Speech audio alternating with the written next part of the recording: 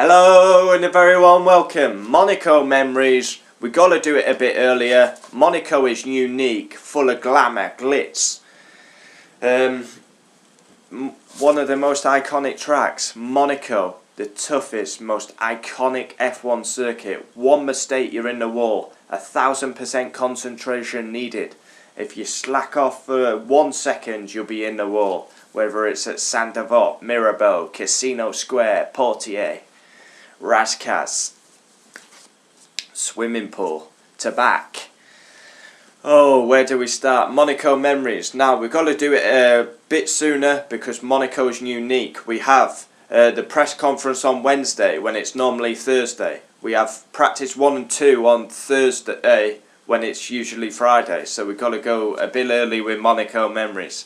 The most iconic moment around Monte Carlo for me is Senna's pole lap, where he goes 1.2 seconds faster than anyone else. If you don't like that lap, you're not an F1 fan. You don't enjoy F1, because that is probably the best lap I have ever seen, ever in Formula 1 history. It gives you goosebumps every time you watch it. Manual gears, so close to the wall. A legend at work. He's doing his own gears. Now you have a paddle to do gears. It's just incredible. I mean, if you don't enjoy that, you don't enjoy F1. You want to go and watch water polo or something. That'll be probably better for you. On to a bit of a sour note. I've got written down here, and I think this is important to write it down. People probably won't remember, and this is sickening for me that people don't remember this. But Jules Bianchi, obviously Jules Bianchi, the talented Frenchman, no longer with us after his accident in Japan.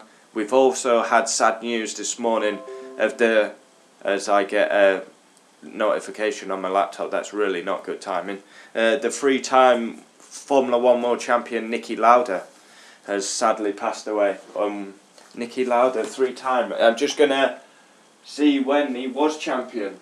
75, 77, 3 times champion he was, weren't he? 75, 77, 84. So yeah, very sad news. But I think people will forget. Jules Bianchi, first ever points in F1. First ever points for Marussia.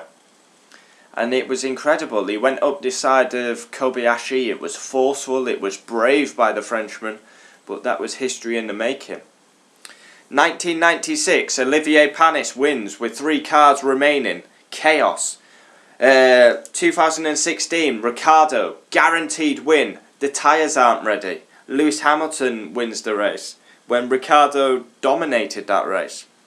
And for me, Lewis Hamilton, 2008, it's a wet race. He goes round Tabac, hits the wall at Tabac, gets a puncture, has to come in, and he wins in 2008. That was a special moment for myself. Senna. Now, this is another iconic moment. Senna, massive lead. Prost is gaining, he's gaining, he's gaining, he's gaining.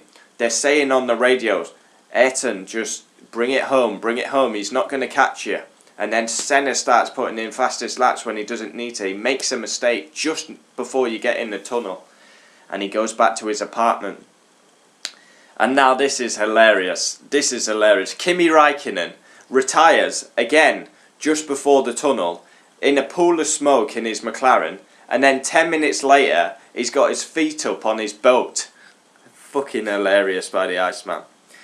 Schumacher obviously retired. His first pole returning. Obviously he joined Mercedes and he managed to get pole around Monaco. But obviously he had a 5-second penalty for the incident in Spain previous, where he hit Bruno Senna under braking into turn 1, I believe. Controversy around this Monte Carlo circuit. We've seen 2 people park it deliberately, and 100% they both did it on purpose. There's no questioning it, there's no denying it. Schumacher parks it last sector, does it on purpose, 100% to block Alonso from getting pole. And then Nico Rosberg does exactly the same. Going down, you pull it over the bump, and he does the same. He parks it on purpose to stop Hamilton getting pole. Controversy. big crashes. Now, we've all seen big crashes. I mean, I can't name everyone, but Jenson Button's had a big one. Mainly coming out the tunnel, down into the barrier. Button, Nico Rosberg, Max, struggles at this circuit. Sergio Perez, Martin Brundle at the back. Verline and Button. Was that last year? No, it was the year before. Alonso, he did 2017 Indy. It must have been 2017, where Verline and Button tipped each other up. Well, Button tipped Verline up. Fiddy Keller also a big shunt at the back. I forget who it was. Went round to back, big cloud of smoke, and couldn't basically see. Most wins round this iconic circuit. It's been on the calendar years, always will be. It's iconic. Glitz, glamour, everything. Most wins, Ayrton Senna 6. 78 laps around Monaco. I mean, Monaco, it's always a dull fest, but it's an iconic Grand Prix, innit? So, Williams won't be so far off the pace going into this weekend. Short track round Monaco, and yeah, actually they won't be like 2-3 seconds off. Robert Kubica has to beat George Russell this weekend. 5-0 qualifying, 5-0 in the race. Kubica's got a podium round here previously. He has to beat George Russell this weekend. Ferrari, we seem to say this every single weekend. It's a must-win Grand Prix for Ferrari. Or are we going to see the 6-1-2? Or are Red Bull going to actually win a race before Ferrari do? I mean, I wouldn't write Red Bull out, but Max, as I said before, my favourite for the weekend is got to be Max or Charles Leclerc, I think. I don't know, Mercedes never have a great record around Monaco. I can't see, well, Leclerc, good home race for Leclerc, got a good record around there. Max always seems to struggle. He had that amazing race in Toro Rosso, then he had the big crash behind Grosjean. He was so smart then for a young age. Followed Vettel through the blue flags and he'd getting past people. So switched on for his age. But I mean, that's the turning point for Max. Max, big crash last year. And then ever since that, consistent. But yeah, it's a big weekend. Maybe if we see a carnage, chaotic race, Williams could get in the points. Because you never know with Monaco. We've got a guaranteed safety car. Monaco, 78 laps. The Grand Prix will be 2 hours. It won't be very entertaining because it's Monaco. But it's always going to be on the calendar.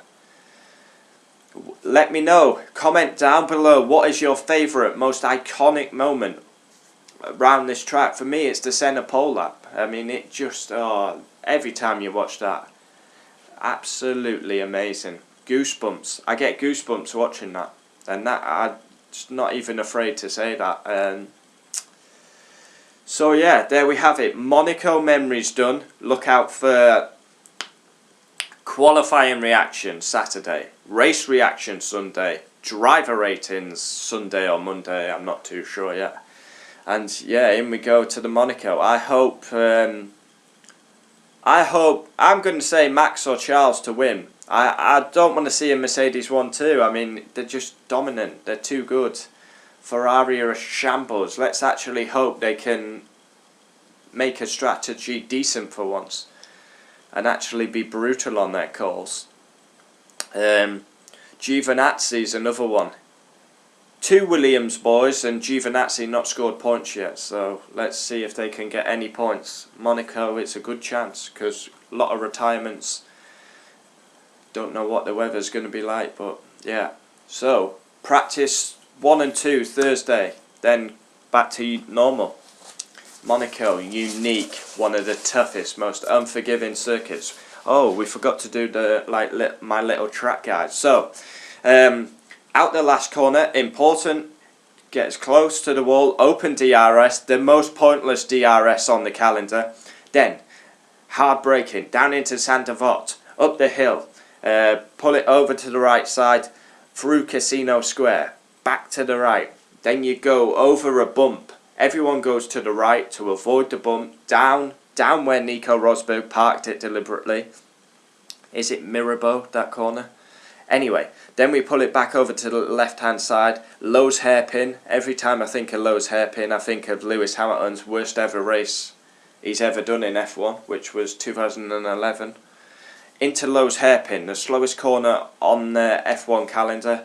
Then through the right-hander, and then two quick not quick right-handers, but two right-handers into the tunnel, and now into the tunnel. Then you come out, you see sunlight, you've got sun in your eyes. We've seen many big crashes down into that barrier. Into the bus stop chicane. Left, get as close as you can to the barrier without touching it. Right, then into one of the biggest corners on the track, to back, left-hander. Then into the swimming pool, quick left, right, back over. Left, right, quick, very quick. We've seen cars go in there as well. And then right, where Max crashed, wasn't it?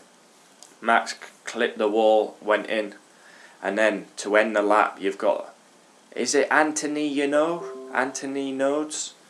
That's where Bianchi pulled that move on Kobayashi. Then you've got two right-handers to end the lap. Into Razkaz Anthony, I think I'm butchering that corner name. It's something like that anyway. And then that completes the lap. But DRS, it's so pointless around this track. So, thanks for watching. It's been a bit of a sad day. The devastating news. The three-time world champion Niki Lauda passes away. This has been Monaco Memories. Thanks for watching. Leave your comments down below. And yeah, thanks for watching. Adios.